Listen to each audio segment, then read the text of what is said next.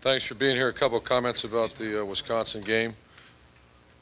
Great win for the Buckeyes on offense. The champion efforts were, once again, this is very big with our team on how we try to reward great efforts. And Marcus Hall, graded a champion.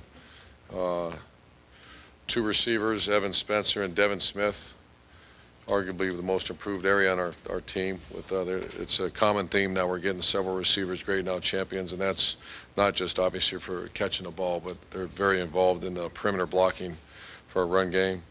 And then the co-offensive players of the week this week were Philly Brown, had 8 catches for 85 yards and 2 touchdowns, and Captain Jack Mewhort played very well. So that was our champions and players of the week. On defense, Adolphus Washington came back from an injury and played very well. Great champion effort. Mike Bennett, who a fairly consistent player, also came back from an injury. And C.J. Barnett, who's arguably one of our most consistent players. And Ryan Shazier's defensive player of the game, played his best game of the year and has really come on the last couple weeks playing for us. Special teams player of the week, it was Devin Smith. Devin Smith, our punt team held him 5 of the 6 times and tied to 10. And 1 time on the 16-yard line. So it was our special teams return game was very average once again, which we have to at some point have something more than average. But our coverage units were really good, really good. Our kicker did a nice job, and then our coverage units continue to be very impressive. Very pleased with the effort. Obviously, after the game, we had a shot to our team was when we lost Christian Bryant. We still feel that way. The sign of a good team is, though, someone that really moves on and has someone step up in his place. The issue is going to be not just as a player, but as who he is. And that's where, one of the greatest things you get to do as a coach is watch and witness a young guy turn into a man, and he has. I can't say enough good things about Christian Bryant and what he means. I'm hoping we can bring him with us to Northwestern, but he's an extremely valuable member of this team. So great win, and best thing about 5-0 is a chance to go 6-0. Really, really difficult game coming up, back-to-back games against ranked teams. Other than Christian, we should be healthy. Tommy Schott's still a couple weeks away, so he won't play, but everybody else, from what I told, looks like they're going to be ready to go play. And another night game, game day I hear is going to be there, and it'll be a heck of an atmosphere. So we look forward to this challenge. Open up with Dave Biddle. Dave Biddle, Bucknuts. Urban, is there any chance that Christian Bryant could return next year? Is there any type of next year? Yeah. I don't think so. I think it's a 4-game. You mean red shirt? Yeah, there's been talk of I've never heard about this before, but a body of work red shirt. I've heard that thrown around that there's a possibility he could use that, similar to what Devin Gardner did at Michigan. I'm going to find out. It's been going on so fast. And in regards to this year, is Pitt Brown now the next guy up? Or Tyvus. It's Pitt and Tyvus for the next 2, because Tyvus plays nickel. And so Pitt, the good thing is you got a veteran, a kid that really does a lot of things well, Pitt. And then you got Tyvus Bow, who's got an incredible future.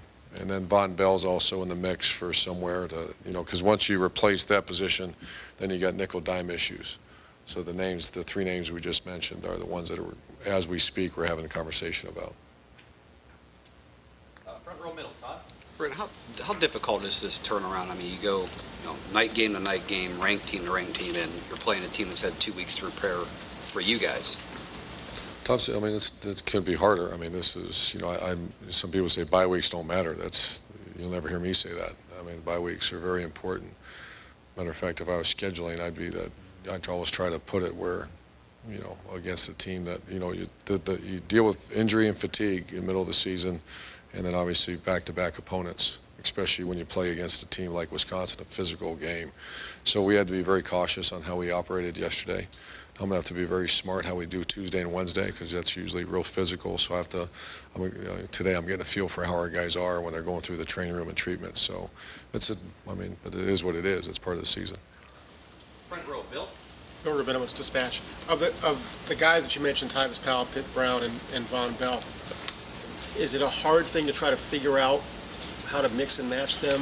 Is there a clear front runner? What are you looking for that replacement for Christian? Yeah, it's complicated, and that's where I trust. Last year I would have probably put my hands all over that because I didn't really know Everett Withers very well. He had a great reputation, but he's an excellent football coach, and we met this morning at 7 a.m., and I wanted Coach Fickle's opinion. I want Mike Vrabel's and Kerry Combs, and I'm going to give mine, and we're going to meet again at 2 o'clock, and I want to hear what they're going to do, but I gave my opinions.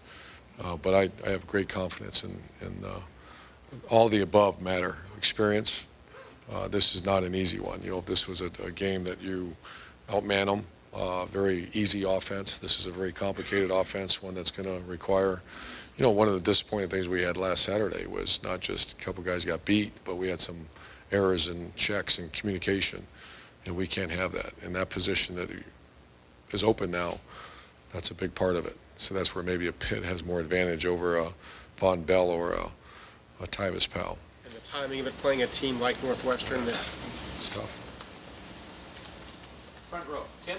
Yeah, Tim A. Columbus Dispatch. Urban, a couple things. Number one, how did you finally judge Braxton Miller's comeback and stuff? What'd you see there that pleased you? I thought his preparation for the game was one of the best he's had. His practice was one of the best he's had as far as Tuesday, Wednesday, and Thursday. And I thought his accuracy on the deep ball was outstanding. And we were a couple shot. That defense we played forces you to do that. I mean, they're going to negate the run, and that's, we kind of went into the win the game mode in the second half, and it's hard to do that against that style of defense. And, hindsight, maybe you take a couple more shots, but I'm not sure that's be the right thing to do either. But I thought he did well. And Bradley Roby, at least to us, seemed to have a little bit of a challenge out there at times on Saturday. Is he a guy that you need to get his confidence back this week, or just how did he play in your opinion? He didn't play up to Roby standards. We kind of put him in on an island the entire game. We held him to 100 yards rushing, a team that was averaging over 300. That was made, when that decision was made on Sunday, right after the FAMU game. That's to win this game. Our defense, I didn't think we could do that. I thought it would be a 200-yard rushing day, because I think that number 25 and 20 in the offensive line are very good players. So, but you have to, at least, he did give up some yards, but we won the game, and we couldn't stop the run game unless you have a guy that you lead can hold up out there. Yeah. But he also got banged up early. Did you think that affected him?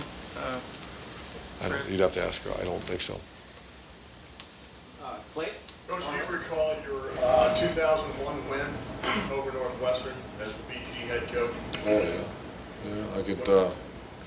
Coaches are weird ducks, man. I could tell you, I don't know my address, but I can tell you every play in that game. Yeah, absolutely.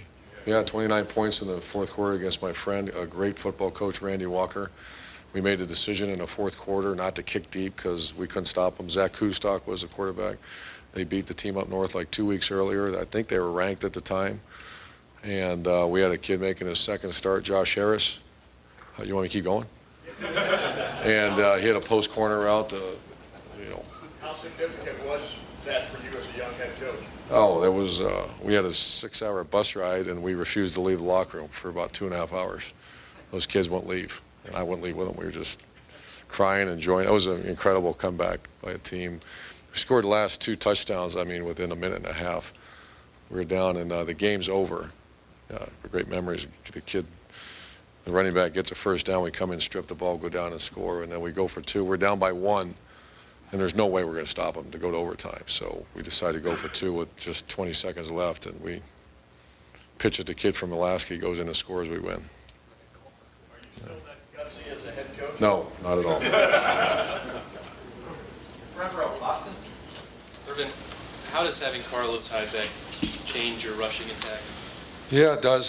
Jordan Hall's got to be involved. That was a decision we kind of made. We thought and we knew it was going to be very hard to run in there. The way they play their defensive line, they play them in those 4 eyes, and they're very good against the rush.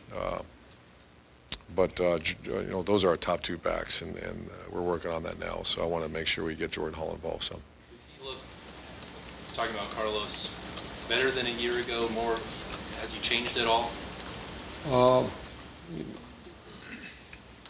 I don't know. We haven't seen him do much. Even Saturday wasn't. We didn't. They were packed in there pretty good.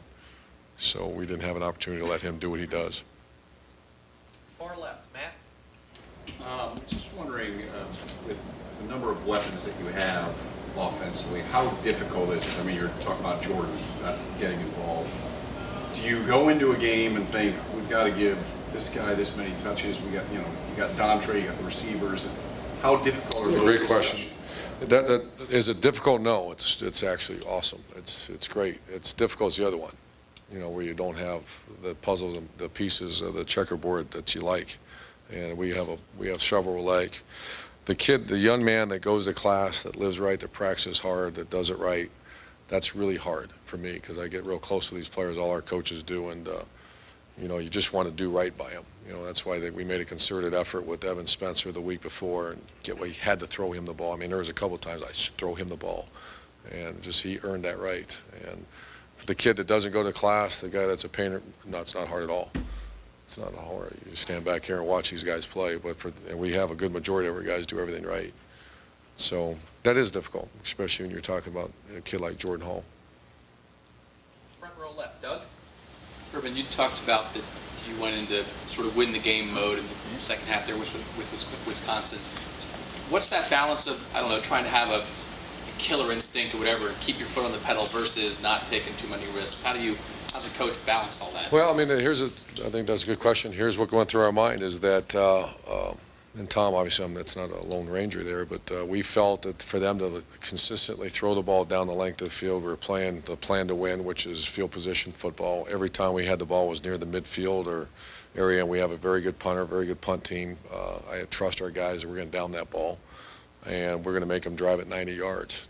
They run the style of defense, now that I look back, that they don't allow you to just run the clock. There's so many people packed in there. And you can tell the way we scored our points were shots.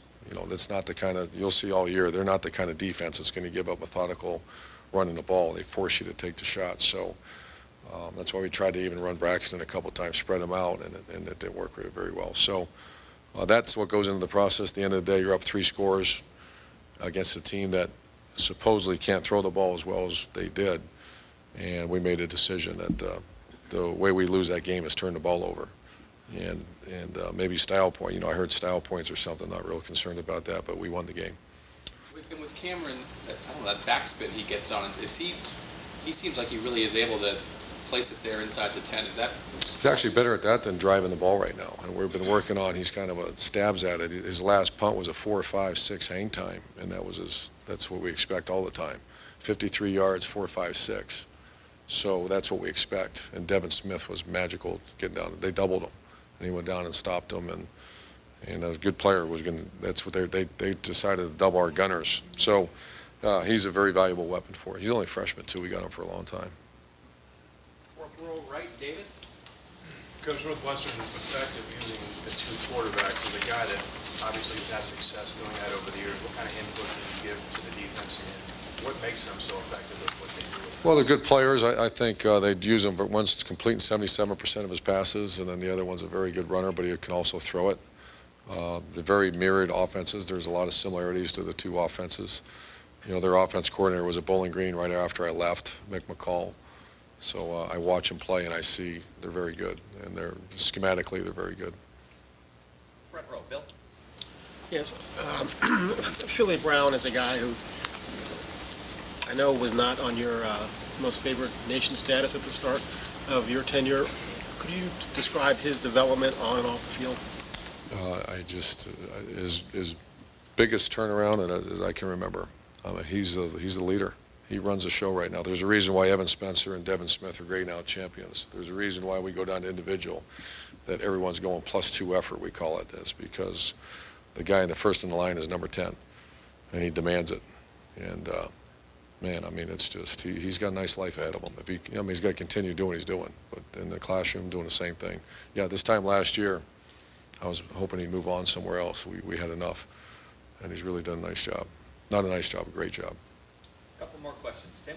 Yeah, Urban, real quick, as you look at your passing offense, you guys are on track to obliterate the school record for touchdown passes. I mean, what do you see that's really clicking there, or is that just the way things have happened the first 5 games? No, I'd like to do this stat. I haven't done it, but that'd be good to do.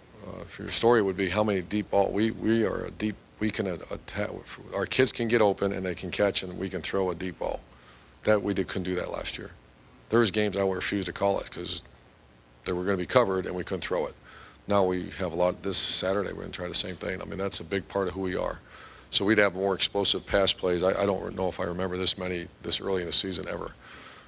And number two, as you look, I would think you've looked at Northwestern a little bit. Defensively, what sticks out about them? I mean, they've given up a lot of yards, but they seem to make plays. They're a little bit like, they're very, Mike Hankiewicz is the defense coordinator. He's an old-time friend of mine. He's an excellent coach. And obviously the head coach is very involved in the defense. They're very sound. It's a 4-3 defense. They're not a radar, bizarre-looking defense. So it's very sound.